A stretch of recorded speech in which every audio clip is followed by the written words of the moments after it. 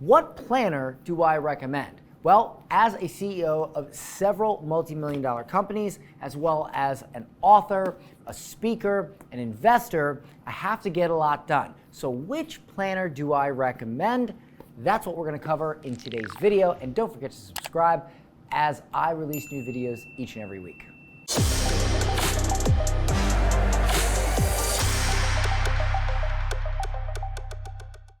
Hey everybody, Dan Henry here, and in today's video, I'm going to cover what planner do I recommend. Now, one thing I have seen repeatedly is people trying to be productive and find the best planner to help facilitate that. And I see a lot of complaints. I see a lot of people, having trouble finding the right planner.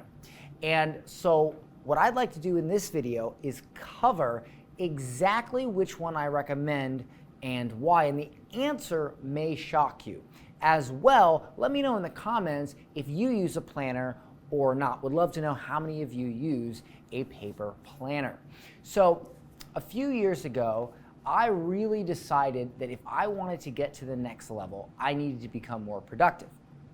And I also realized that if I tried to track my productivity on an app or a computer or a phone, it would have so many distractions, and if the phone dies or whatever, I really just wanted to be able to grab a pen and paper and write it down and track it.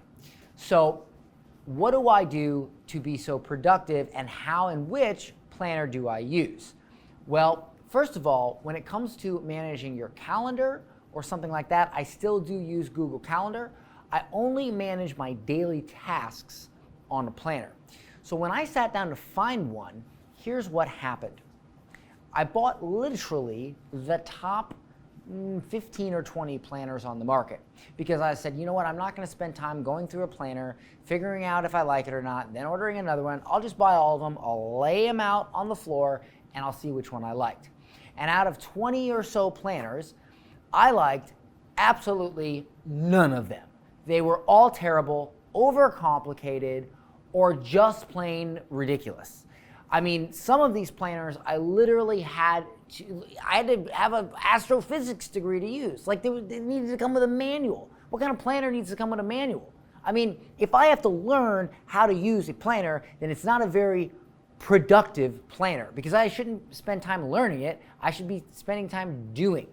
And as well, I started listening to a lot of billionaires, sharks on Shark Tank, and people that really talked about being productive. And there's a few things that I saw that were very specific that I did not see in any of these planners. Number one, it has to be simple, right? It can't have a bunch of crap everywhere and daily affirmations and all this stuff. Like, I get it, those things are good, right? They are good. Reflections, that's all good. But there's too much of it in most of these planners. It takes up too much of the page, and there's not enough for doing. I mean, imagine if all I did every day was sit around reflecting on how grateful I am, and instead of doing things. I won't have much to reflect on how grateful I am for, because I wouldn't be doing anything, right? You should be grateful. You should reflect. But it should be a percentage of your day, not the whole day. And with these planners, there wasn't much actual productivity in there. It was just a bunch of fluff. And so that's the first thing I noticed. And when I looked at these billionaires and how these people ran their businesses, they kept it simple, right? They didn't load it with a bunch of gunk. As well, they had a structure, but a very simple and open structure, meaning, look, plan tomorrow, today, write down what you got to do tonight, and the next day just check it off. That's it. Keep it simple. As well, prioritize your tasks by important, somewhat important, and it'd be nice if we got it done. I call that the ABC method of productivity. Absolute tasks, beneficial tasks, and C-level tasks, which they're nice to get done, but they're not critical. And you just move those tasks every week over. And I remember watching Barbara from Shark Tank talk about how, as a CEO, she likes to, here's all the things I need to get done. I get them done as fast as I can. The top priority ones I get done first. And then if I don't get these other things done, I move them over into the next week. And by doing that, she was able to build multiple and invest in multiple companies and keep track of everything, because it was so focused. It was just so one after the other, right? And it wasn't, like if you're spending a good portion of your day planning instead of doing, there's a problem. And so I was like, I want to find a planner that allows me to do and empowers me to do and not to plan, right? I want to do. I don't want to plan. I want to do. And so what I ended up doing was grabbing a planner like this. And this is one of these cheap Walmart planners. And when I feel it in my hand, it just feels cheap. But you know what? You know what I liked about it was this. It was blank. It was blank. It didn't have a bunch of crap on it. And so what I did was I took this planner and I drew a structure. And I just drew it with a pen. And I went, and over time I developed a very certain structure.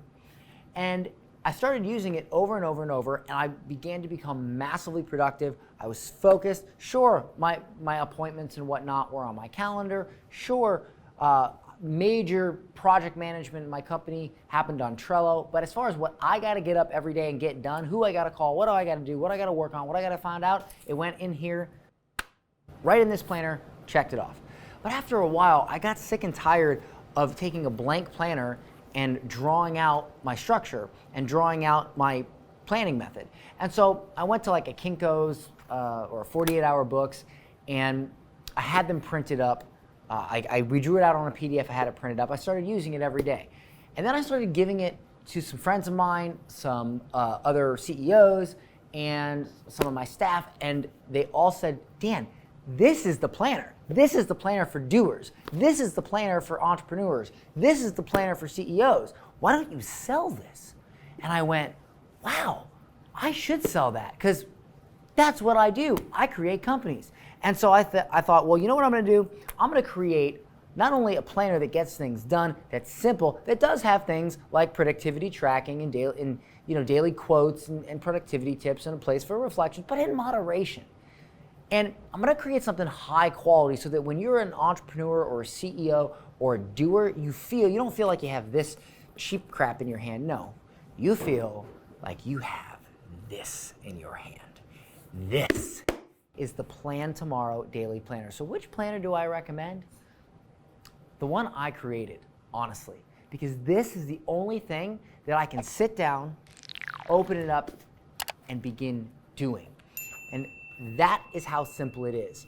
You have a work focus for the day and a personal focus. You write down your work and personal focus at the end of the night, and the next day you check it off. There's a note section, a reflection section, a daily productivity tip, as well as an inspirational quote from a high-level entrepreneur or thought leader. That's it. Pretty simple. And then, when you plan your week, you write down your absolute tasks, your beneficial tasks, and your can wait tasks. And as long as during the week you get all of these A-level tasks done, you are good to go. Get them done as fast as you can, as efficiently as you can, and then you move to the B and you move to the C. And this is what a lot of billionaires and the sharks on Shark Tank talk about, this ABC method of productivity. It's built in to this planner. And then throughout each day, it's super, super simple. As well, at the end of the week, you can track your productivity by circling your total your productivity score for the week.